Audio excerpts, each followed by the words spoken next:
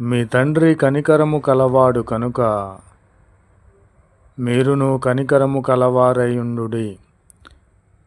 మన యొక్క తండ్రి ప్రభువైన క్రీస్తు వారు కనికరమును, ప్రేమను, జాలిని కలిగి ఉన్నట్లుగానే ఆయనను కలిగిన మనము కూడా కనికరము కలవారమై ఉండాలని ప్రభు పేరట తెలియపరచుచున్నాను.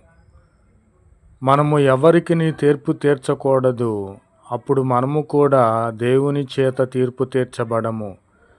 ఎందుకంటే ఏ విషయమైనను అది ప్రభువైన క్రీస్తు వారికి మాత్రమే అప్పచెప్పాలి.